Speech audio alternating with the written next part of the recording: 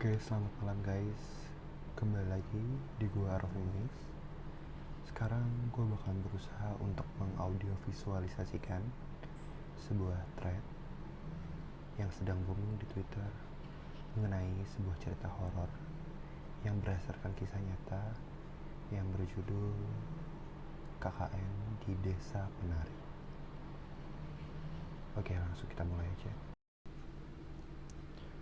Tahun 2009 akhir. Semua anak angkatan tahun 2005 dan 2006 sudah hampir merampungkan persyaratan untuk mengikuti KKN yang akan dilakukan di beberapa desa sebagai syarat lanjutan untuk tugas skripsi. Dari semua wajah antusias itu, terlihat satu orang tampak menyendiri. Widya, begitu anak-anak lain memanggilnya. Ia tampak begitu gugup, menyepi, menyendiri, sampai panggilan telepon itu membuyarkan lamunannya. "Aku udah dapet tempat untuk KKN," kata di ujung telepon. Wajah muram itu berubah menjadi senyuman penuh harap. "Nang endi? Di mana?" "Di kota B, di sebuah desa di Kabupaten K. Banyak proker untuk dikerjakan. Tempatnya juga cocok untuk KKN kita." Saat itu juga, Widya segera mengajukan proposal KKN. Semua persyaratan sudah terpenuhi, kecuali kelengkapan anggota dalam setiap kelompok. Minimal harus melibatkan 2 fakultas berbeda, dengan anggota minimal 6 orang. "Tenang," kata Ayu, perempuan yang tempo hari memberikan kabar tempat KKN yang ia observasi bersama abangnya.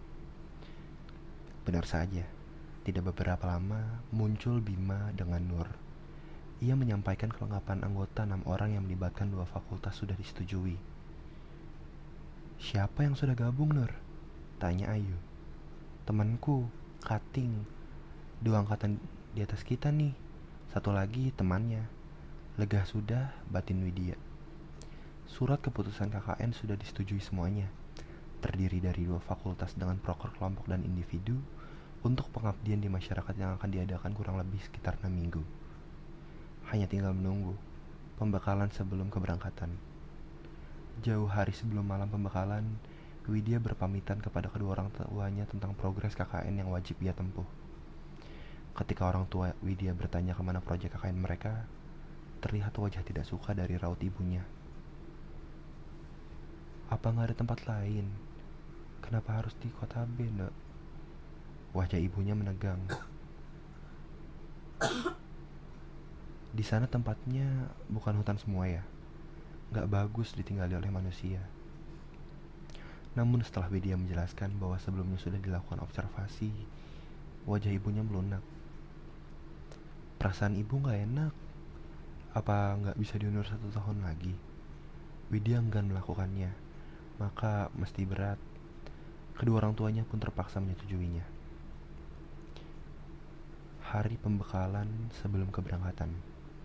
Widya, Ayu, Bima, dan Nur matanya melihat ke sekeliling. Khawatir. 2 orang yang seharusnya ikut pembekalan belum juga terlihat batang hidungnya. Sampai menjelang siang, 2 orang muncul menyapa dan memperkenalkan dirinya di depan mereka. Wahyu dan Anton. Setelah basa-basi bertanya seputar rencana KKN dari A sampai Z selesai, mereka akhirnya berangkat. "Naik apa kita nanti?" "Elf, Mas," kata Nur. "Sampai desanya naik mobil Elfdik." "Bawa Mas, nanti berhenti di jalur hutan D, nanti ada yang jemput," sahut Nur. Mendengar itu, Widya bertanya ke Ayu. "Yuk, apa desanya nggak bisa dimasukin mobil?" "Raiso, tapi dekat kok dari jalan besar, 45 menit kemungkinan." Nah, disinilah cerita ini dimulai. Sesuai apa yang Nur katakan, mobil berhenti di jalur masuk hutan D, menempuh perjalanan 4-5 jam dari kota S. Tanpa terasa, hari sudah mulai petang. Ditambah area dekat dengan hutan, membuat pandangan mata terbatas. Belum sampai di sana, gerimis pun mulai turun. Lengkap sudah. Setelah menunggu hampir setengah jam, terlihat dari jauh cahaya mendekat. Nur dan Ayu langsung mengatakan bahwa mereka yang akan mengantar. Rupanya, Yang mengantar adalah 6 lelaki paruh baya dengan motor bututnya. "Cuk, sepeda entah," kata Wahyu. Spontan saat itu ada yang aneh. Entah disengaja atau tidak, ucapan yang dianggap biasa di kota es ditanggapi lain oleh lelaki-lelaki itu. Wajahnya tampak tidak suka dan sinis tajam melihat Wahyu. Hanya saja yang memperhatikan semua detail itu hanya Widya seorang. Apapun itu, semoga bukan hal yang buruk. Di tengah gerimis, jalanan berlumpur, pohon di samping kanan kiri, mereka tumpuh dengan suara motor yang seperti sudah mau ngadat saja. Ditambah medan naik dan turun, membuat Widya berpikir kembali. Udah mau hampir 1 jam lebih, tapi kok motor masih berjalan lebih jauh ke dalam hutan ya? Khawatir bahwa yang dimaksud Ayu setengah jam lewat 15 menit adalah setengah hari. Widya mulai berharap semua ini cepat selesai. Di tengah perjalanan, tidak satu pun dari pengendara motor itu yang mengajaknya bicara. Aneh, apa semua warga di sana pendiam semua? Malam semakin gelap dan hutan semakin sunyi, sepi. Namun kata orang, di mana sunyi dan sepi ditemui, di sana rahasia dijaga rapat-rapat. Kini, rasa menyesal sempat terpikir di pikiran Widya. Apakah ia siap menghabiskan 6 minggu ke depan di sebuah desa jauh di dalam hutan? Ketika suara motor itu berbunyi, memecah suara rintik gemiris. Dari jauh, sayup-sayup terdengar sebuah suara. Suara familiar, dengan tabuhan kendang dan gong. Diikuti suara kenong, kompiang, membaur menjadi alunan suara gamelan. Apa ada yang sedang mengadakan hajatan di dekat sini? Dan ketika sayup-sayup, suara itu perlahan menghilang. Terlihat gapura kayu menyambut mereka. Sampailah mereka di desa W, tempat mereka akan mengabdikan diri selama 6 minggu sebelum meninggalkan Widya dengan motornya. "Mrene rek," teriak Ayu. Di sampingnya berdiri seorang pria, wajahnya tenang dengan kumis tebal, mengenakan kemeja batik khas ketimuran. Ia berdiri seolah sudah menunggu sedari tadi. "Kenalkan, ini Pak Prabu, kepala desa teman kakakku. Pak Prabu, ini teman saya yang datang dari kota, yang rencananya mau KKN." Pak Prabu memperkenalkan diri, bercerita tentang sejarah desanya. Di tengah, ia bercerita, Widya pun bertanya, kenapa desanya harus sepelosok ini? Dengan tawa semeringah, Pak Prabu menjawab, "Pelosok bagaimana maksudnya, Mbak? Bukannya jarak ke jalan besar hanya 30 menit?" Tatapan Widya bingung, disambut tatapan bertanya oleh semua temannya. Seolah pertanyaannya kok membingungkan. "Mbaknya paling pegel. Jadi mari tak antarkan ke tempat tinggal nanti kalian tinggal." Di tengah kebingungan itu, Ayu menegur Widya. "Maksudnya bagaimana Tahwid? Kok kamu tanya seperti itu? Buat saya sungkan saja kamu." Di situ, Widya menyadari ada hal yang salah. Tempat menginap untuk laki-laki adalah rumah gubuk yang dulunya sering dipakai untuk posyandu. Tapi sudah dirubah sedemikian rupa. Meski beralaskan tanah, tapi di dalamnya sudah ada bayang atau ranjang tidur beralaskan tikar. Sedangkan untuk perempuan menginap di salah satu rumah warga. Di dalam kamar, Widya pun bertanya maksud ucapannya kepada Pak Prabu. Karena sepanjang perjalanan, bila dirasakan oleh Widya sendiri, itu lebih jauh daripada 1 jam. Ayu membantah bahwa dalam perjalanan tidak sampai selama itu. Anehnya, Nur memilih untuk tidak ikut berdebat. Nur memilih untuk diam. "Gini, kamu dengar apa tidak? Di jalan tadi ada suara orang memainkan gamelan." "Ya palingan ada warga yang mengadakan hajatan. Apalagi," bantah Ayu. Nur menatap Widya dengan ngeri, sembari berbicara lirih. Nur yang seharusnya paling ceria di antara mereka berkata, "Mbak, gak mungkin ada desa lain di sini. Gak mungkin ada cara di dekat sini. Kalau kata orang zaman dulu mah, kalau dengar suara gamelan, itu pertanda buruk." Mendengar itu, Ayu tersulut dan langsung menuding Nur sudah ngomong yang tidak-tidak. "Nur, Jangan ngomong sembarangan kamu. Bukannya kamu ikut observasi di kampung ini sama aku? Belum sehari kamu udah ngomong yang gak masuk akal begini. Ayu pergi, meninggalkan Widya dengan Nur. Saat itu, Nur mengatakannya, "Mbak, aku juga dengar suara gamelan itu," katanya. "Masalahnya, aku juga lihat ada yang menari di jalan tadi." "Astagfirullah," kata Widya tidak percaya. Nur menatap mata Widya. Air matanya sudah seperti memaksa untuk keluar. Widya hanya memeluk dan mencoba menenangkannya. Benar kata ibunya tempo hari. Air selalu mengalir ke arah timur, yang memiliki makna bahwa timur adalah tempat di mana semua dikumpulkan menjadi satu, antara yang buruk dan yang paling buruk. Dan kini, Widya harus tinggal di hutan paling timur. Cerita tentang Nur dan Widya tentang suara gamelan di sepanjang perjalanan tadi masih awalnya saja. Ibarat sebuah kopi, masih sampai di rasa yang paling manis, belum sampai di rasa yang paling pahit. Widya memang percaya terhadap hal-hal yang gaib.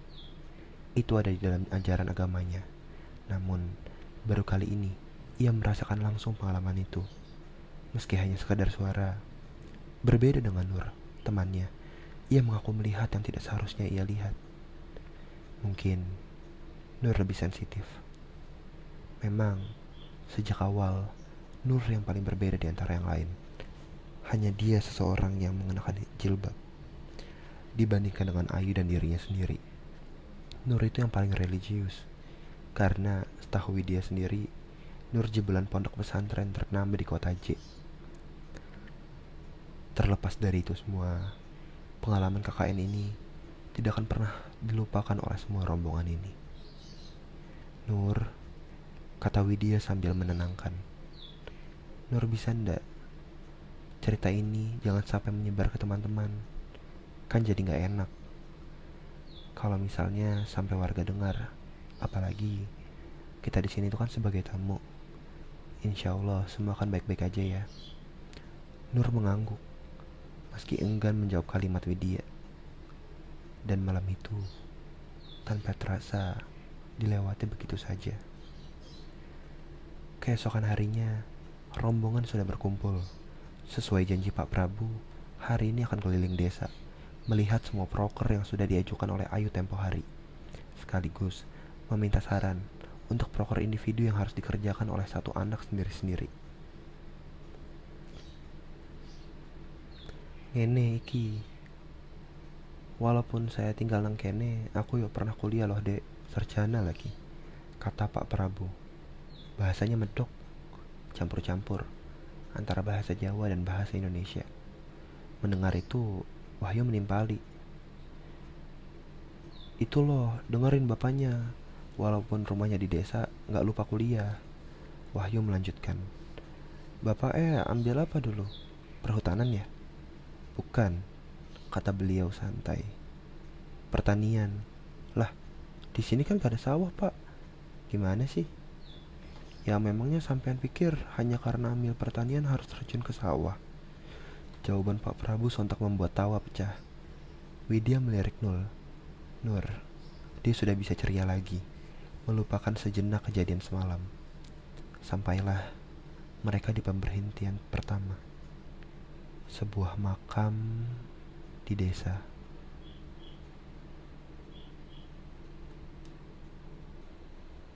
Aneh, itu yang pertama kali dipikirkan Widya.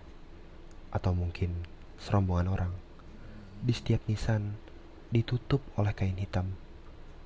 Pemakamannya sendiri dikelilingi pohon beringin, dan di setiap pohon beringin ada batu besar di sampingnya. Di sana ada lengkap sesajen di depannya. Nur yang tadi ikut ketawa tiba-tiba menjadi diam. Ia menundukkan kepalanya seolah tidak melihat sesuatu. Pagi itu tiba-tiba terasa gelap di dalam pikiran Widya. "Ngapunten pak, ini kenapa ya? Kok..." Belum selesai Widya bicara, Pak Prabu memotongnya. "Saya tahu apa yang adik mau katakan.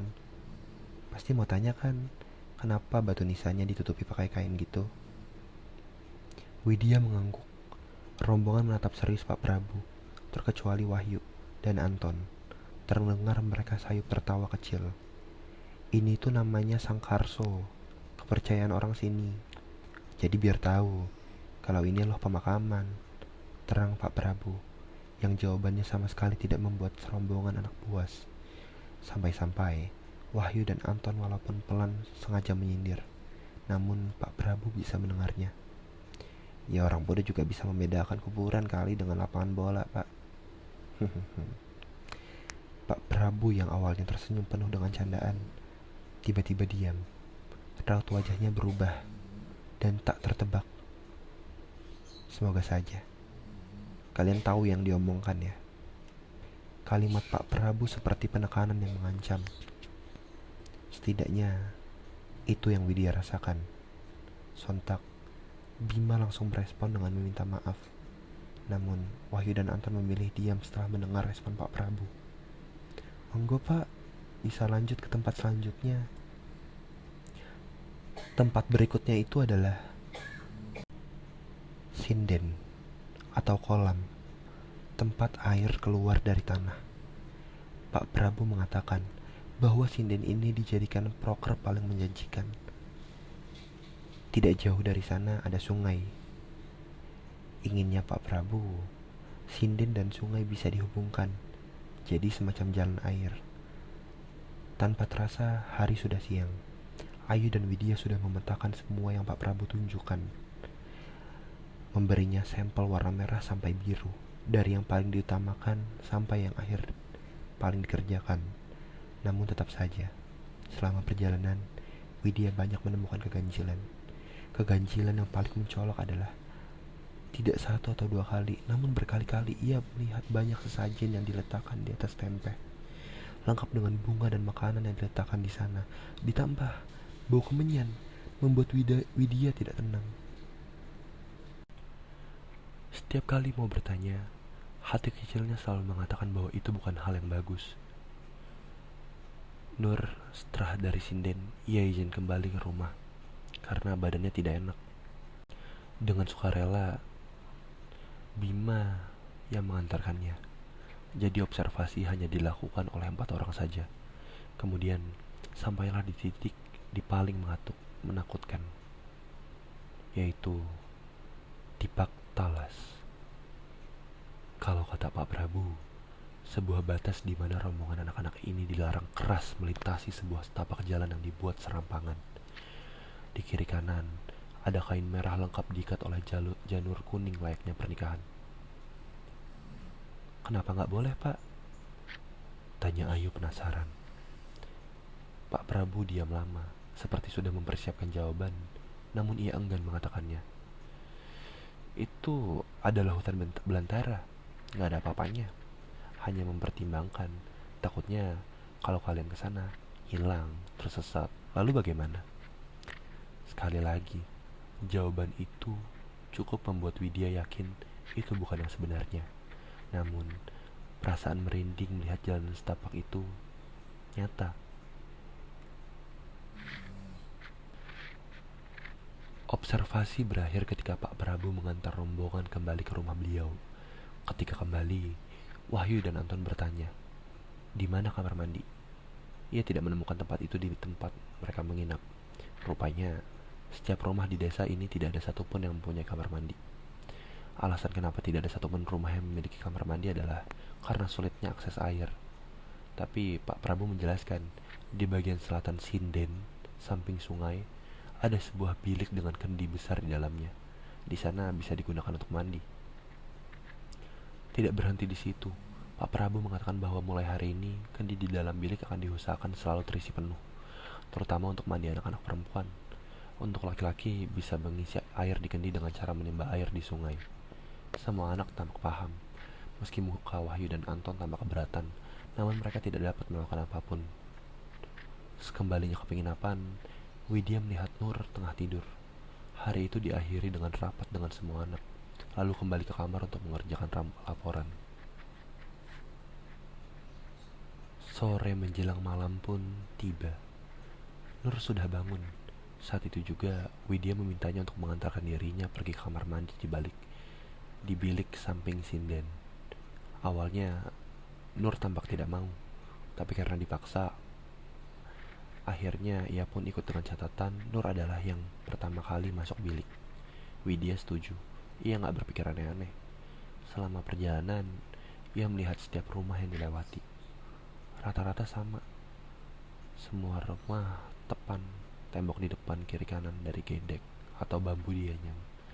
Langit sudah merah dan setelah menempuh jarak yang lumayan, akhirnya mereka sampai di sinden. Bangunan sinden itu menyerupai candi kecil. Bedanya, kolamnya persegi 4 dengan air yang jernih tapi berlumut. Setelah mencari-cari dari sinden, ketemulah bilik itu, tepat di samping pohon asem yang besar sekali.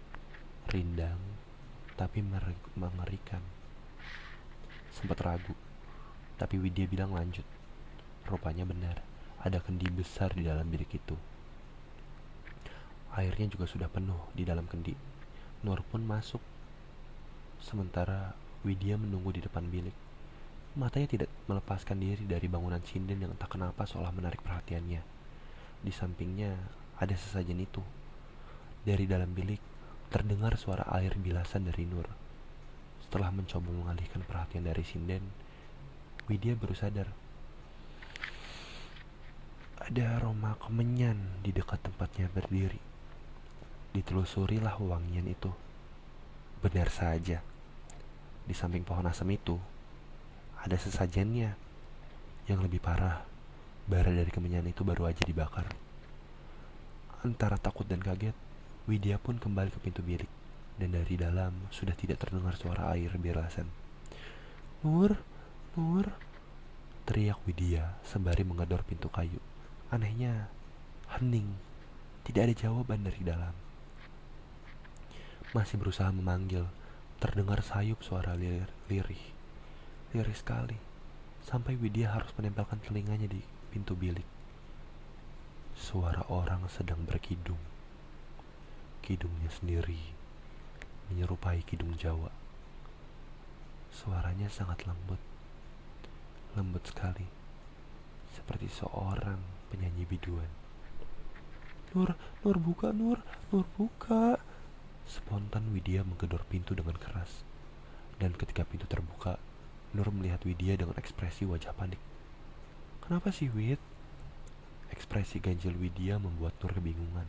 Terlebih, mimik wajahnya mencuri pandang bagian dalam bilik. Ayo cepat mandi.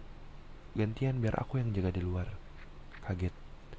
Widya sudah ragu melihat samping bilik ada sesajen. Widya gak tahu apa harus ceritakan Nur soal itu. Namun dengan ragu, Widya akhirnya bergegas masuk ke bilik menutup pintu. Bagian biliknya sangat lembab. Kayu bagian di dalamnya sudah berlumut hitam. Di depannya ada kendi besar. Setengah airnya sudah terpakai. Meraih gayung yang terbuat dari batok kelapa dengan gagang kayu jati yang diikat dengan sulur.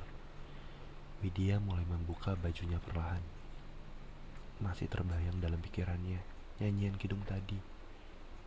Widya mencuri pandang. Ia tidak sendiri. Suasananya seperti ada sesosok yang melihat dan mengamatinya. Dari ujung rambut hingga ujung kaki. Sosok itu seperti wajah seorang wanita nan cantik jelita. Masalahnya, Widya gak tahu siapa pemilik wajah itu. Ia berdiri di depan kendi. Bajunya sudah tertanggal, meraih air pertama yang membasuh badannya. Widya merasakan dingin air itu membilas badannya. Sunyi, sepi.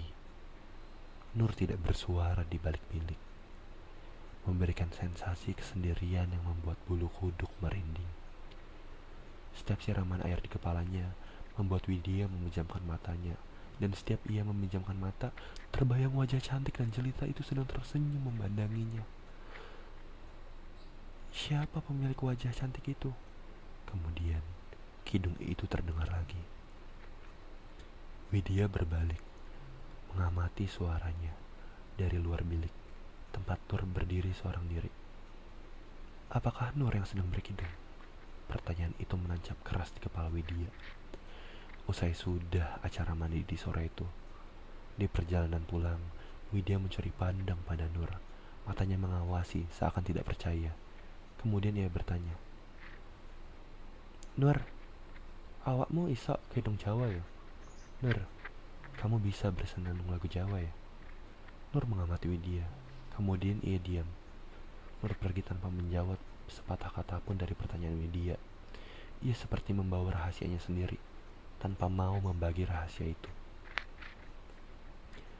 Listrik di desa ini menggunakan tenaga genset. Jadi ketika jam menunjukkan pukul 9, lampu semua sudah mati, diganti dengan Petromax. Nur sudah pergi tidur. Hanya tinggal Widya dan Ayu yang masih menyelesaikan progres untuk proker esok hari. Widya masih teringat kejadian sore tadi. Sebenarnya Widya mau cerita, namun bila melihat respon Ayu kemarin, sepertinya ia bakal disemprot lagi dan berujung pada pidato tengah malam.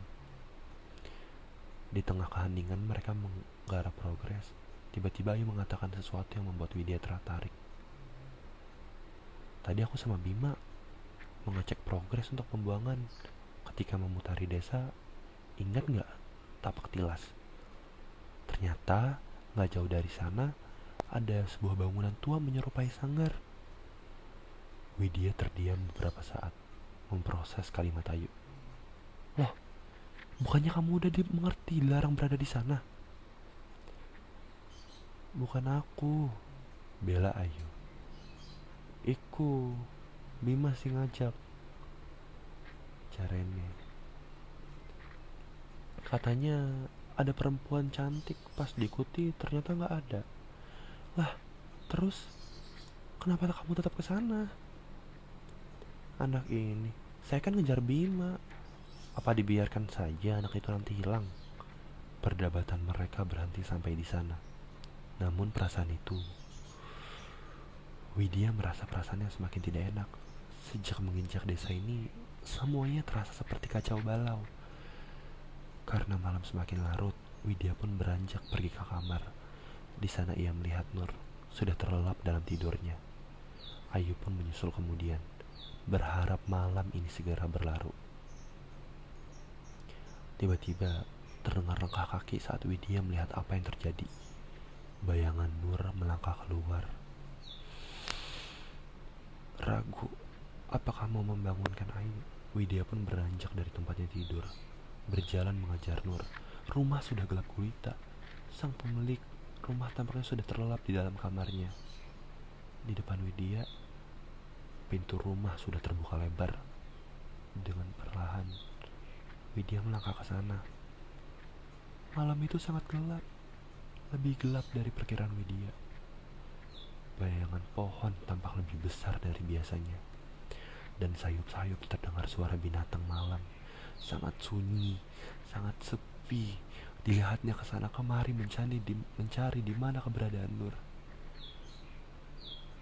Seketika, Widya terpaku melihat Nur. Di depannya, Nur berdiri di tanah lapang depan rumah. Dia menari dengan sangat anggun, tanpa alas kaki. Nur berlenggak-lenggok layaknya penari profesional. Widya termangu mematung melihat temannya seperti itu. Ragu, Widya mendekatinya. Tak pernah terfikirkan Nur bisa menari seperti ini. Nur, panggil Widya. Tapi sosok Nur seperti tidak mendengarkannya. Ia masih berlenggak-lenggok sosok. Sorot matanya beberapa kali melihat Widya. Ngeri. Tiba-tiba bulu kuduku terasa berdiri ketika memandanginya. Dari jauh, sayup-sayup kendung itu terdengar lagi. Widya semakin dibuat takut. Tabuhan gamelan sahut menyahut, campur aduk dengan tarian Nur yang seperti mengikuti alunan itu. Kaki seperti angin ingin lari dan melangkah masuk ke dalam rumah. Tapi Nur semakin menggila. Ia masih menari dengan senyuman ganjil di bibirnya. Sampai akhirnya Widya memaksa Nur menghentikan tariannya. Ia berteriak meminta temannya agar berhenti bersikap aneh. Dan saat itulah wajah Nur berubah menjadi wajah yang sangat menakutkan. Sorot matanya tajam. Dengan mata nyaris hitam semua, Widya menjerit sejadi-jadinya.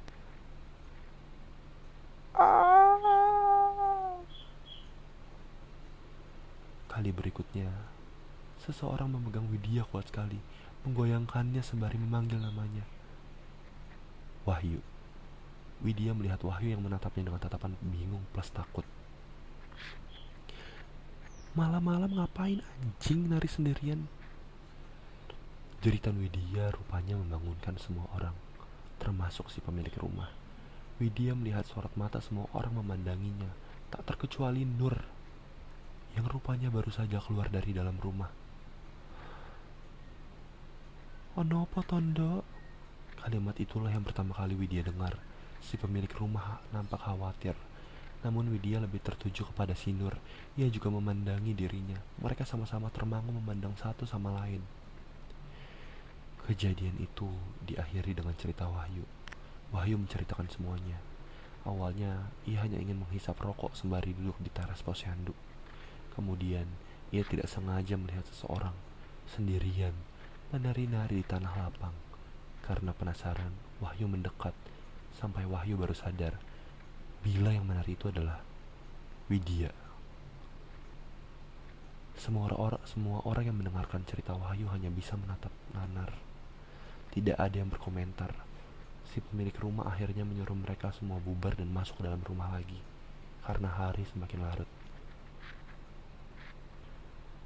Si pemilik rumah berjanji akan menceritakan ini kepada Pak Prabu. Namun ada satu hal yang sengaja Wahyu tidak ceritakan. Nanti, ia akan menjelaskan semuanya.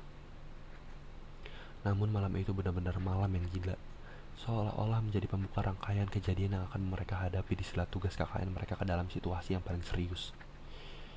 Semua orang sudah berkumpul, memenuhi panggilan Pak Prabu. Beliau bertanya tentang bagaimana kronologi kejadian. Ayu mengaku tidak tahu.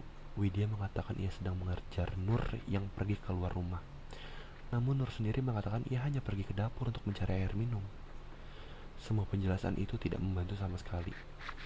Namun, tampak dari raut muka Pak Prabu, ia lebih tertarik bagaimana Widya bisa menari bila latar belakangnya saja bahwa ia mengaku tidak pernah belajar menari sebelumnya. Hari itu, Pak Prabu meminta Widya, Ayu, dan Wahyu menemaninya.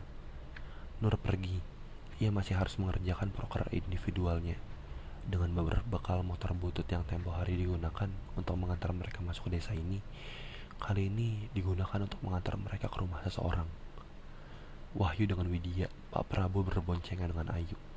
Jalur yang mereka tempuh hampir sama dengan jalur yang dilewati tempo hari. Anehnya, kali ini Widya merasakan sendiri. Untuk sampai ke jalan raya tidak sampai 1 jam, malah tidak sampai 30 menit. Lalu, bagaimana bisa ia merasakan waktu selambat itu pada malam ketika orang-orang desa menjemput? Rumah yang Pak Prabu datangi rupanya rumah seseorang. Melintasi jalan besar lalu masuk lagi ke dalam sebuah jalan setapak buatan. Rumahnya bagus, malah bisa dibilang paling bagus dibandingkan rumah orang-orang desa. Hanya saja, rumah itu berdiri di tengah sisi hutan belantara lain. Berpagar batu merah dengan banyak bambu kuning, rumah itu terlihat sangat tua, namun masih enak dipandang mata. Di depan rumah, ada orang tua, kakek-kakek, sepuh, berdiri seperti sudah tahu bahwa hari ini akan ada tamu yang berkunjung. Tidak ada yang tahu nama kakek itu, namun Pak Prabu memanggilnya Mbah Buyut. Setelah Pak Prabu selesai menceritakan semuanya, wajah Mbak Buyut tampak biasa saja, tidak tertarik sama sekali dengan cerita Pak Prabu yang padahal membuat semua anak-anak masih tidak habis pikir. Sesekali memang Mbah Buyut terlihat menatap Widya, terkesan mencuri pandang. Namun ya begitu, hanya sekedar mencuri pandang saja, tidak lebih. Dengan suara serak, Mbah Buyut pergi ke dalam rumah. Beliau kembali dengan 5 gelas kopi yang dihidangkan di hadapan mereka. "Monggo," kata beliau. Matanya memandang Widya. Melihat itu, Widya menolak, mengatakan dirinya tidak pernah meminum kopi. Namun senyuman ganjil Mbah Buyut membuat Widya sungkan, yang akhirnya berbuntut ia meneguk kopi itu meski hanya 1 tegukan saja. "Kopinya manis, ada aroma melati di dalamnya." Yang awalnya Widya hanya mencoba-coba tanpa sadar, gelas kopi itu sudah kosong. Tidak hanya Widya, semua orang ditegur agar mencicipi kopi buatan beliau. Katanya, tidak baik menolak pemberian tuan rumah. Semua akhirnya mencobanya. Berikutnya, Wahyu dan Ayu kaget setengah mati sampai harus menyeburkan kopi yang ia teguk. Mimik wajahnya bingung, karena rasa kopinya tidak hanya pahit, tapi sangat pahit, sampai tidak bisa ditolerir untuk masuk ke dalam tenggorokan. Anehnya, Pak Prabu meneguk kopi itu biasa saja. Begini, kata Mbah Buyut. Beliau menggunakan bahasa Jawa halus sekali, sampai ucapannya kadang tidak bisa dipahami. Semua anak, ada kalimat tetapi, penari dan penunggu. Namun yang lainnya tidak dapat dicerna. Ia menunjuk Widya tepat di depan wajahnya. Mimik wajahnya sangat serius. Pak Prabu mendengarkan dengan seksama, lalu berpamitan pulang. Sebelum mereka pulang, Mbah Buyut memberikan kunir tepat di dahi Widya. Katanya, untuk menjaga Widya saja. Kunjungan itu sama sekali tidak diketahui tujuannya. Selama perjalanan, Pak Prabu bercerita tentang kopi. Kopi yang dihidangkan Mbah Buyut tadi adalah kopi ireng yang diracik khusus untuk memanggil lembut, demit, dan sejenisnya. Bukan kopi untuk manusia. Mereka yang belum pernah mencobanya pasti akan memuntahkannya. Namun, bagi lembut dan bangsanya, kopi itu manis sekali. Semua anak memandangi Widya. Namun Pak Prabu mengatakan hal lain. Mohon maaf ya nak, kamu ada yang ikutin.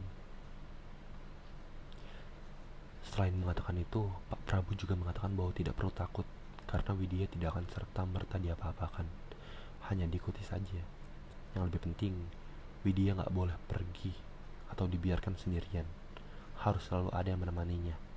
Untuk itu, Pak Prabu punya gagasan. Mulai malam ini, mereka akan tinggal dalam satu rumah, hanya dipisahkan oleh sekat dalam bambu anyam. Pak Prabu hanya meminta satu hal, jangan melanggar etika dan norma saja. Pertemuan itu juga diminta untuk tidak diceritakan ke siapapun lagi, bahkan Nur, Anton, dan Bima. Tempat tinggal mereka yang baru tepat ada di ujung, cukup besar, dan bekas rumah keluarga yang merantau. Sekaligus, hal ini menjawab pertanyaan kenapa jarang ditemui anak seumuran mereka di desa ini. Rupanya, kebanyakan anak-anak yang sudah akil balik pasti pergi merantau. Di belakang rumah ada watu hitam atau batu kali yang cukup besar dengan beberapa pohon pisang dan dikelilingi daun tuntas. Anton awalnya tidak setuju mereka pindah karena atmosfer rumahnya memang tidak enak dan itu bisa terlihat dari luar. Namun ini perintah dari Pak Prabu.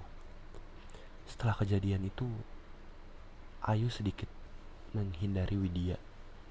Widya paham sekali akan hal itu. Namun Wahyu sebaliknya, ia mendekati Widya dan memberi semangat agar tidak mencerna mentah-mentah pesan orang tua itu. Di sini Wahyu bercerita kejadian yang tidak ia ceritakan di malam kejadian itu.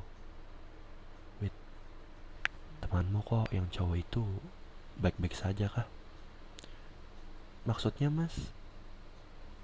Caiku setiap larut malam keluar Wid, entah kemana. Terus biasanya baru balik lagi pagi. Apa sedang mengerjakan prokernya? Tapi kok harus malam? Gak ngerti aku mas. Terus, kata Wahyu, aku sering dengar anak itu ngomong sendirian di dalam kamar.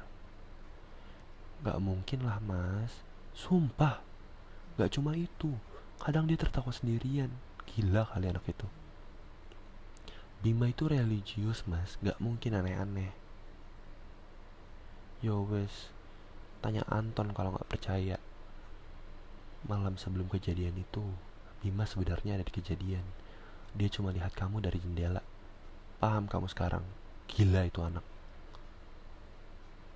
Widya seketika diam, tertegun, memproses kalimat itu.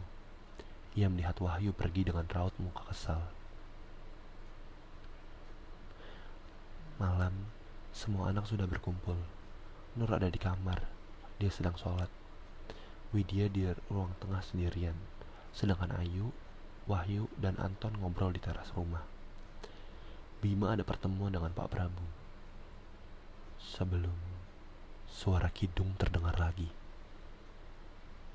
Suaranya berasal dari arah pawon atau dapur. Untuk mencapai pawon, Widya melewati kamar di sana.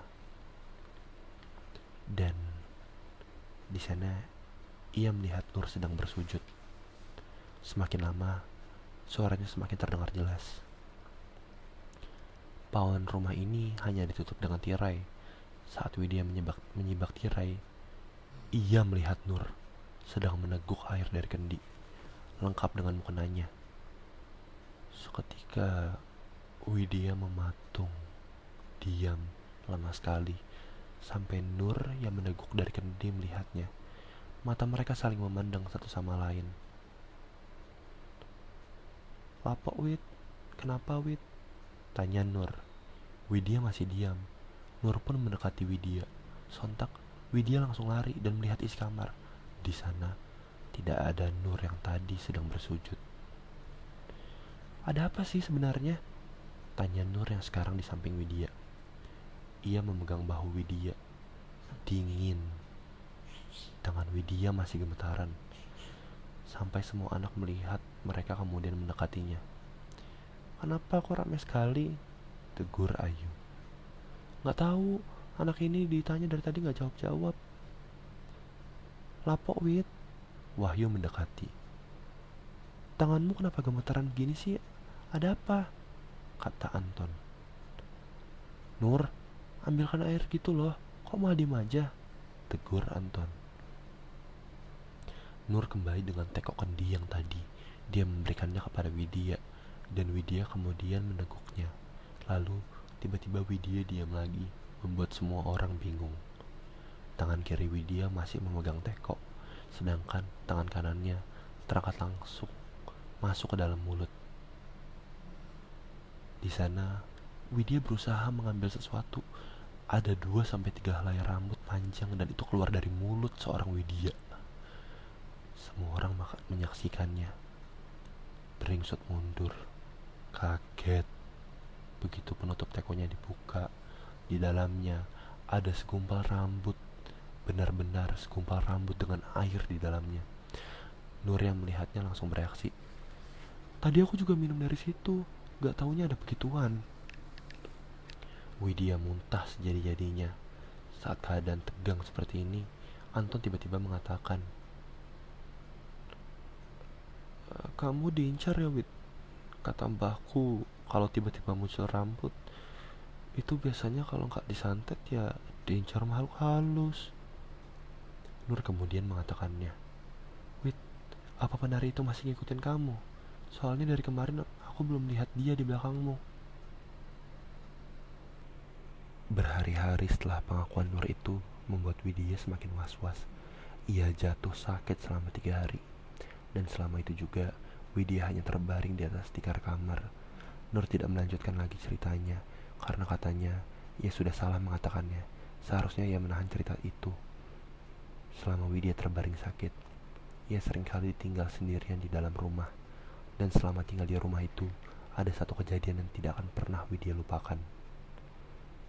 Semua dimulai ketika ia hanya berbaring di alas tikar.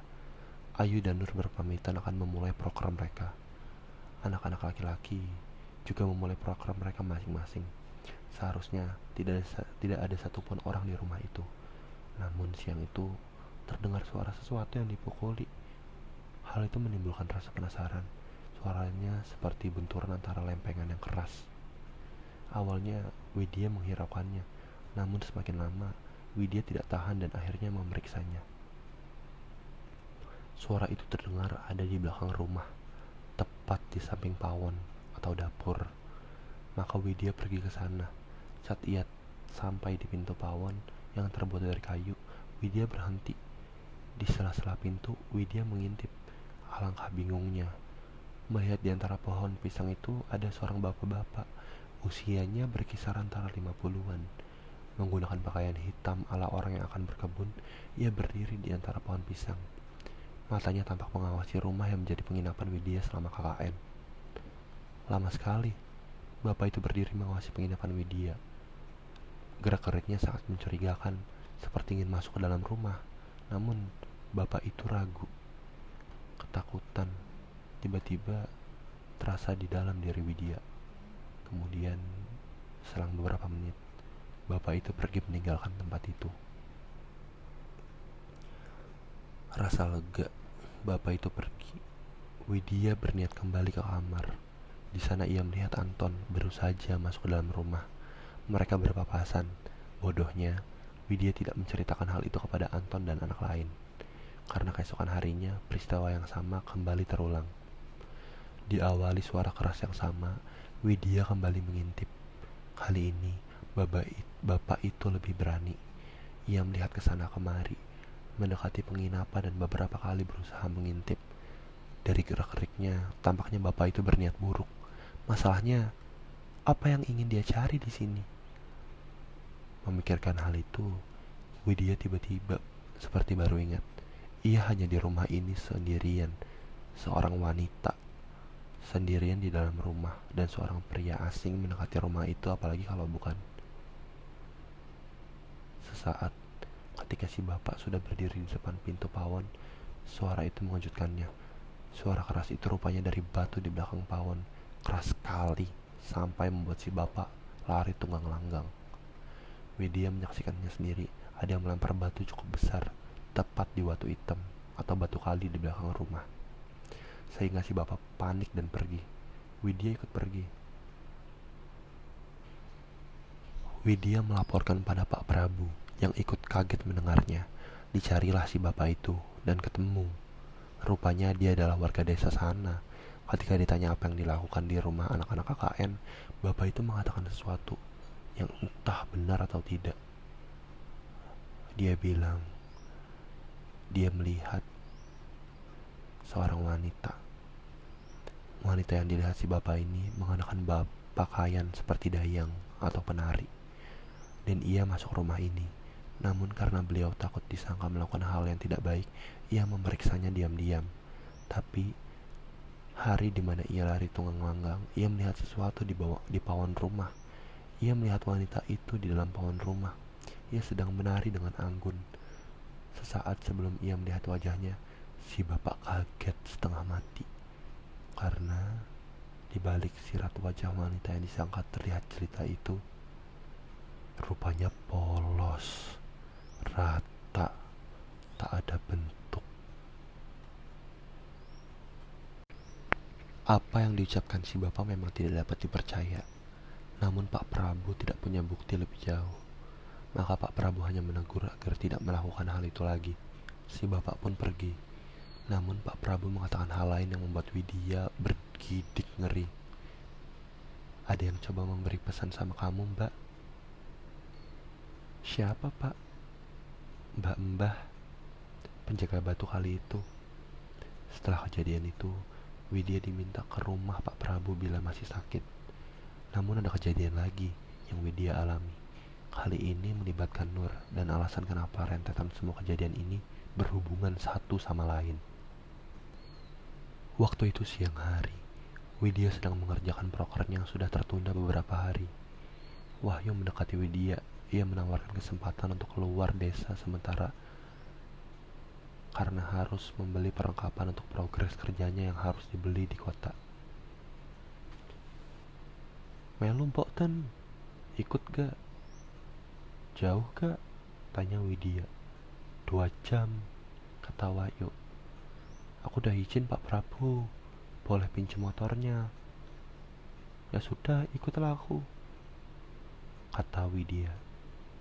Wahyu melihat jam di tangannya. Pukul 11 malam. Pukul 11 siang, maksudnya. Ia harus cepat menyelesaikan urusannya di kota. Karena sesaat sebelum meminta izin, Pak Prabu sudah mewanti-wanti untuk sudah kembali sebelum hari petang. Saat Wahyu menanyakan kenapa harus seperti itu, toh ada jalan setapak yang gampang ditelusuri untuk masuk ke hutan ini. Dengan wajah tidak tertebak, Pak Prabu mengatakan, "Gak ada yang pernah tahu apa yang tinggal di dalam hutan, nak." Akhirnya, mereka berangkat menembus jalan setapak. lalu sampai di jalan raya besar. Menyusurinya jauh, sangat jauh, sampai akhirnya mereka tiba di kota B. Di sana, mereka berhenti di sebuah pasar. Wahyu dan Widya mulai mencari segala keperluan mereka.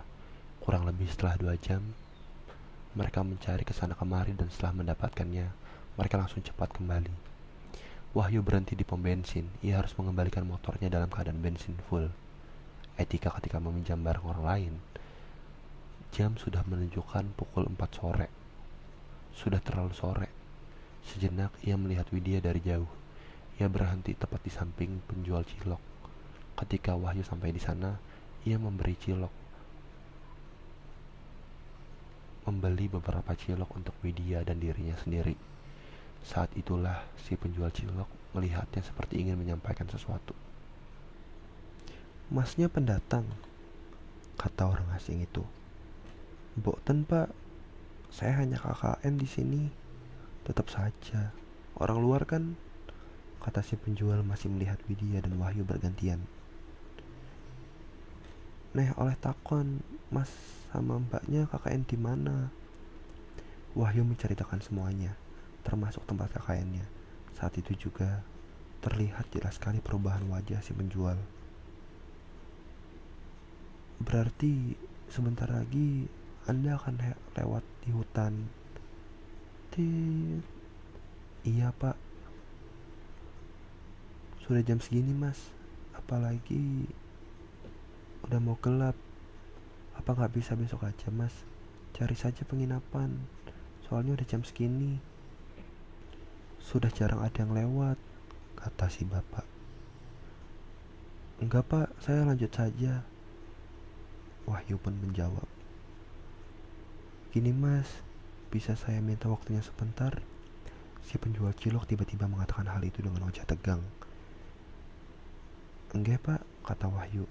Widya yang sedari tadi memilih diam hanya mendengarkan saja saat penjual cilok menceritakan apa yang harus mereka lakukan saat masuk ke alas. "Begini mas, nanti setelah kalian masuk dan sampai ke jalanan hutannya, jalan saja terus ya. Gak usah berhenti, apalagi mengurusi hal apapun. Sampai sini paham ya mas? Sama jangan lupa doanya yang banyak. Yang paling penting, jika kalian dengar suara tanpa wujud, tetap lanjutin aja. Jika sampai kalian dibikin celaka, lalu kalian masih bisa melanjutkan, lanjutkan saja. Jangan pernah berhenti di sana. Yang penting, tidak usah dipedulikan. Kalian percaya saja. Doanya juga diutamakan." Widya tidak pernah mendengar ada orang yang sampai bercerita tentang hal itu dengan mimik wajah yang tegang. Bahkan bibirnya gemetar saat menceritakan.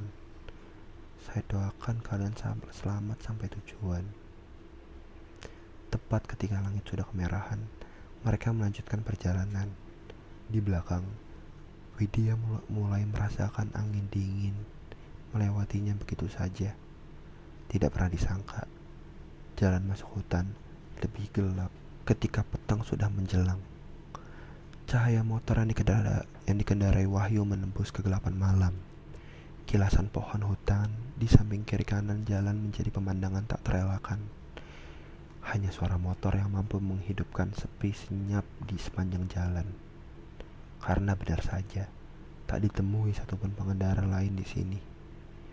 Wahyu mencoba mencairkan suasana dengan berandai-andai bagaimana bila motor mogok atau ban meletus di tengah antara hutan ini, sementara belum ditemui satupun pengendara yang lewat. Widya hanya menanggapi kecut, tapi takut bila pengandaian Wahyu terjadi pada mereka. Dan benar saja, motor mereka ngadat tepat setelah Wahyu mengatakan itu. Widya diam 1000 bahasa. Hal kurang pintar dari manusia sejak dahulu kala adalah memikirkan sesuatu hal yang buruk di kondisi yang buruk juga, yang bahkan tidak seharusnya mereka lakukan, manakala doa bisa saja dikabulkan sewaktu-waktu. "Jalan aja dulu, biar aku tetap memantau kamu," kata Wahyu. Sudah tidak tahan mendengar berapa kali kata goblok keluar dari mulut Widya sepanjang mereka berjalan sendirian menyusuri jalan ini. sembari mencoba menstarter motor mereka. Entah berapa lama mereka berjalan, dan masih belum ditemui satupun pengendara yang dimintai pertolongan. Wahyu masih melihat Widya berjalan sendirian di depan. Tak sekalipun wajahnya menengok Wahyu, seolah Wahyu sudah melakukan kesalahan yang paling fatal yang pernah Wahyu buat. Sampai langkah kakinya berhenti. Widya menghentikan langkah kakinya. Wahyu yang melihat hal itu tiba-tiba merasa sesuatu pasti ada yang aneh. Kalau kamu sampai kesurupan, bener-bener keterlaluan kamu. Apa gak bisa lihat kondisiku? Dari tadi sudah capek dorong motor. Widya melihat Wahyu. Mata mereka saling memandang satu sama lain. Yuk, dengar gak? Ada suara hajatan. Bukan mau mengatakan Widya sinting, tapi Wahyu juga mendengarnya. Dan suara itu tidak jauh dari tempat mereka. Wait, ingat gak kata penjual cilok tadi? Jangan berhenti kalau ada apapun. Kita lanjut aja ya. Seperti kata Wahyu tadi, Widya pun melanjutkan perjalanannya. Semakin mereka berjalan, semakin keras suara itu, dan semakin lama diiringi suara tertawa dari orang-orang yang sedang melakukan hajatan. Sampai dilihatnya, terdapat janur kuning melengkung di sana. Widya melihatnya, sebuah pesta, tepat di sebuah tanah lapang samping jalan raya, seperti sebuah area perkampungan, lengkap dengan orang-orangnya, juga panggung tempat musik didendangkan. Wahyu dan Widya terdiam cukup lama, seperti termenung memastikan bahwa yang mereka lihat manusia. Tidak ada angin, tidak ada hujan. Wahyu dan Widya pun tercekat saat ada orang tua bungkuk bertanya tiba-tiba tepat di samping mereka. Nopole, suaranya halus sekali, sangat halus. Motornya mogok. Wahyu dan Widya hanya mengangguk, pasrah. Si orang tua memanggil anak-anak yang lebih muda, kemudian menonton sepeda, menepi dari jalan raya. Tidak lupa, si orang tua mempersilahkan Wahyu dan Widya istirahat sebentar, sembari menunggu motornya dibetulkan. Suasananya ramai, semua orang sibuk dengan urusannya sendiri-sendiri. Ada yang bercanda, ada yang mengobrol satu sama lain, ada yang menikmati alunan gamelan yang tabuh seirama, lengkap dengan si pengantin yang terlihat jauh dari tempat Wahyu dan Widya duduk. Aku gak tahu ada kampung di sini. Widya hanya diam saja, matanya fokus pada panggung. Di depan penambuh gamelan masih ada ruang. Acara apa yang akan mereka adakan dengan ruang seluas itu? Rupanya, pertanyaan Widya segera terjawab. Dari jauh, tiba-tiba tercium aroma melati, aroma yang familiar bagi Widya. Diikuti serombongan orang. Di hadapannya ada seorang penari. Ia dituntun naik ke atas panggung. Kemudian semua orang memandang pada satu titik. Tempat penari mulai berlenggak-lenggok di atas panggung. Semua mata seperti terhipnotis melihatnya. Ayo necur, kata Wahyu. Bingung, apakah hanya perasaan saja? Mata si penari beberapa kali mencuri pandang kepada Widya. Ia seperti mengenal penari itu, tapi tidak ada yang tahu siapa si penari. Sampai si bapak tua kembali menawarkan makanan kepada mereka. Wahyu yang lapar malah habis mulai dari lemper sampai apem di hadapannya. Sembari bercakap-cakap si bapak tua. Namun Widya lebih suka melihat si penari. Ia mampu membuat semua orang tertuju melihatnya, menatapnya dengan tatapan yang menghipnotis. Setelah si penari turun dari panggung, si bapak mengatakan motor mereka sudah selesai, bisa dinaikin lagi. Benar saja, motor mereka sudah bisa dipakai lagi. Sebelum pergi, Wahyu dan Widya berpamitan. Mereka berterima kasih sudah mau menolong mereka yang kesusahan. Si bapak mengangguk, mengatakan mereka harus hati-hati. Tidak lupa si bapak memberi bingkisan, menunjukkan isinya pada Wahyu dan Widya. Itu adalah jajanan yang dihidangkan tadi, membungkusnya dengan koran. Widya menerimanya, mengucap terima kasih sekali lagi, lalu lanjut pergi. Tidak ada yang seheboh Wahyu, yang terus berbicara tentang cantiknya para si penari. Kisaran usianya Mungkin lebih tua dari mereka, namun cara dia berdandan bisa menutupi usianya sehingga dari jauh. Kecantikannya terlihat begitu sulit digambarkan. Widya lebih tertarik dengan kampung itu. Demi apapun, sewaktu perjalanan, tidak ditemui satu kampung pun. Jangankan kampung, warung saja tidak ada sama sekali. Namun, motor Wahyu benar-benar mereka betulkan dan mereka tulus membantu tanpa meminta apapun. Jadi, apa mungkin Hato bisa membetulkan motor? Satu yang coba Widya yakini, mungkin karena tidak melihat kampung tadi saja. Yang terpenting, di jalan setapak ini, desa KKN mereka sudah semakin dekat. Sesampainya di kampung, Wahyu pergi mengembalikan motor. Sedangkan Widya sudah ditunggu oleh semua anak. Mereka khawatir berdiri menunggu di teras rumah. "Dari mana sih? Kok lama sekali?" kata Ayu. "Dari kota, belanja keperluan kita." Nur membuang muka melihat Widya. Sudah biasa, kadang Nur memang seperti itu.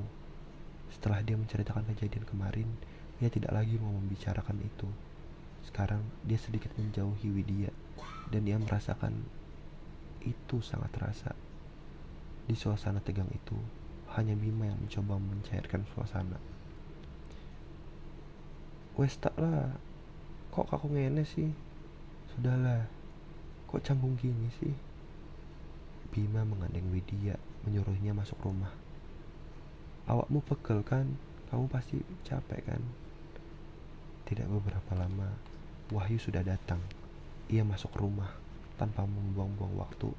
Alih-alih ia istirahat, Wahyu dengan suara menggebu-gebu bercerita kalau baru saja mengalami kejadian tidak mengenakan atas insiden motor sampai dibantu orang kampung. Tidak lupa, ia bercerita tentang penari yang ia temui, kecantikannya. Ia ceritakan semuanya. Bukan sambutan yang Wahyu dapat, tapi tatapan kebingungan lah yang pertama Wahyu lihat. "Tidak ada desa lagi di sini," kata Bima. Wahyu yang mendengar itu tidak terima. "Tahu dari mana kamu?" "Aku wes sering nang kota yuk. Aku udah sering ke kota yuk. Prokerku berhubungan sama program hasil alam, jadi sering ikut ke kota sama orang sini. Sampai sekarang aku belum nemuin satu kampung lagi dekat sini." "Bicara apa? Nipu kamu," kata Wahyu geram. "Mas," kata Nur. "Mas, memang gak ada lagi desa di sini. Kan sudah pernah dibahas dulu. Kalian kalau gak percaya, tak kasih bukti deh kalau ada desa lain di sekitar sini." Widya yang sedari tadi diam tiba-tiba ditarik oleh Wahyu. "Tanya sama Widya kalau tidak percaya." Widya masih diam lama, sementara yang lain menunggu Widya berbicara. Hal yang membuat Widya bingung adalah kopi. Sadar atau tidak, Widya sempat merasakan aroma kopi yang manis itu di jajanan yang ia cicipi. Rasanya seperti persis. Karena tidak sabar, Wahyu membuka paksa tas Widya dan mengambil bingkisan itu. Bukan koran lagi yang Wahyu temui, namun daun pisang yang terbungkus di jajanan pemberian bapak tua itu. Tepat ketika Wahyu membuka bingkisan itu, semua orang melihat isi di dalam bingkisan itu. Berlendir, dan aromanya sangat amis. Tidak salah lagi, di dalam bingkisan itu adalah kepala monyet yang masih segar dengan darah di daun pisangnya. Setelah kejadian malam itu, Wahyu mengurung diri dalam kamar 3 hari lamanya. Kadang ia masih tidak percaya dengan hal itu. Namun bila mengingat bagaimana kepala monyet itu jatuh dari tangannya, rasanya mual akan kembali, membuat Wahyu harus memuntahkan isi perutnya. Widya hanya mengulang kalimat Mbah Buyut, "Jangan menolak pemberian tuan rumah sejatinya." Wahyu dan Widya sudah benar, meski ia tahu semua itu ganjil. Namun mereka harus tetap mencicipinya. Yang jadi masalahnya, hanya Widya yang sadar bahwa yang menemani mereka bukanlah manusia. Seandainya saja Widya mengatakan keganjilan itu kepada Wahyu, menolak pertolongan mereka, menolak pemberian mereka, mungkin jalan cerita semua ini akan berbeda. Bisa saja justru penolakan seperti itu akan mendatangkan balak bercanda bagi mereka. Apapun itu, Widya sudah mengerti satu hal. Ada hubungannya secara tidak langsung tentang dirinya dengan sang penari. Malam itu, Widya baru selesai melihat prokernya dibantu beberapa warga desa. Ketika langit sudah gelap gulita, Widya menyusuri jalan setapak desa. Seperti biasa, suara binatang malam mulai terdengar. Ia terus berjalan sampai melihat rumah tempat mereka menginap. Seharusnya yang lain sudah ada di rumah, entah mencicil laporan proker atau mungkin sejenak beristirahat. Namun anehnya, lampu petromax yang seharusnya menyala di depan rumah malah mati, membuat rumah itu terlihat lebih sunyi, kelam dan mengerikan, seolah rumah itu memanggil namanya. Wes biasa, di dalam batin Widya memantapkan hatinya. Rumah ini memang masih terbilang baru bagi Widya dan lainnya. Namun tempo hari mendengar bahwa ada penunggu di belakang rumah membuat Widya kadang tidak tenang, dan beberapa kali kejadian ganjil hampir pernah Widya alami. Hanya saja, apa yang Widya alami, apakah juga mereka alami? Hanya saja mereka menutupi dan memilih diam. Kini, Widya sudah ada di depan pintu, mengetuknya, mengucap salam, dan kemudian melangkah masuk. Dilihatnya ruang tengah, tempat biasa Ayu dan di sana menulis laporan. Sayangnya, tidak ada Ayu di sana, hanya ruangan kosong. Di teras rumah pun sama. Seharusnya Wahyu dan Anto ada di sana, sedang bercanda seputar apa yang mereka lakukan hari ini, ditemani asap rokok dari mulut mereka, atau suara Nur yang sedang mengaji, dan Bima entah apa yang ia lakukan. Selama tinggal di rumah ini, hanya Bima yang masih terasa asing bagi Widya. Sayangnya, malam itu tak ditemui satupun penghuni rumah ini. Apakah Widya terlalu sore untuk pulang, sedangkan yang lain masih sibuk mengurus proker mereka masing-masing bersama warga? Entahlah. Widya bersiap masuk ke dalam kamar. Sesaat, sekelebat perasaan tak nyaman itu muncul. Perasaan seolah ada yang mengawasi entah dari mana, dan menimbulkan rasa berdebar di dada. Seketika, suara tawa ringkik terdengar dari pawon, dari dapur rumah. Saat itulah, Widya yakin sesuatu ada di sana. Sesuatu yang bukan lagi hal baru. Ia harus memeriksanya. Ketika Widya menyimak tirai, ia melihat Nur duduk di sebuah kursi kayu. Matanya menatap lurus tempat Widya berdiri. Ia masih mengenakan mukena putihnya, seolah-olah ia baru saja menunaikan sholat dan belum menanggalkan mukenahnya. Hanya saja, kenapa ia duduk diam seperti itu? Nur, ngapain? Kata Widya. Nur masih diam, matanya seperti orang yang kosong. Saat itulah, Widya melihat Nur menundukkan kepalanya dengan posisi duduk itu, seakan-akan ia tertidur di atas kursi kayunya, membuat Widya panik mendekatinya. Widya menggoyang badannya, namun Nur tidak bergeming. Saat Widya mencoba menyentuh kulit wajahnya yang dingin, Nur terbangun dan melotot melihat Widya. Tatapannya seperti orang yang sangat marah. "Cah Ayu, anak cantik." Hal itulah yang pertama Widya dengar dari Nur. Hanya saja, suaranya itu bukan suara Nur. Suaranya menyerupai wanita usur, melengking, membuat bulu kuduk Widya seketika berdiri. Namun, saat Widya mencoba pergi, tangannya sudah dicengkeram sangat kuat. "Betah tinggal di sini." Widya tidak menjawab sepatah kata pun. Suaranya mengingatkannya pada neneknya sendiri, benar-benar melengking. "Gimana anak cantik? Sudah kenal sama penunggu di sini?" Widya mulai menangis. Loh, anak cantik gak boleh menangis." Matanya masih melotot. Pergelangan tangan Widya dicengkram dengan kuku jari Nur. "Anak ganteng itu saja sudah kenal sama dia." "Nur," ucap Widya sembari tidak bisa menahan takutnya lagi. Suasana di ruangan itu benar-benar baru kali ini bisa membuat Widya setakut ini. Nur sadar." Nur tertawa semakin kencang, Tertawanya benar-benar menyerupai tertawa yang membuat Widya diam takut. Kamu gak ngerti siapa aku? Kamu pikir kalau tidak ada aku, anak nakal seperti temanmu yang sudah membawa penunggu di sini bisa mencelakai cucuku? Aku yang selama ini sudah menjaganya. Tidak akan kubiarkan mereka mendekati cucuku. Mengerti? Mencelakai bagaimana? Tanya Widya. Anak cantik, satu dari temanmu itu tidak akan bisa kembali. Jika kamu belum sadar, semuanya akan terjadi. Ingatkan anak itu yang sedang membawa petaka. Jika dibiarkan, semuanya akan kena batunya di desa ini. Setelah mengatakan itu, Nur teriak keras sekali, lalu terjatuh di depan hadapan Widya. Widya menggotong Nur kembali ke kamarnya, menungguinya sampai ia terbangun dari pingsannya. Dan benar saja, ia tidak tahu kenapa ia bisa tertidur. Mungkin terlalu terbawa ketika ia sholat. Nur pun bercerita saat di pondok kalau sudah kudu menikmati sholatnya, biasanya sampai ketiduran. Entah apa yang Widya pikirkan, sampai saat tiba-tiba ia bertanya hal yang Nur paling tidak sukai. Sejak kapan bisa lihat begituan?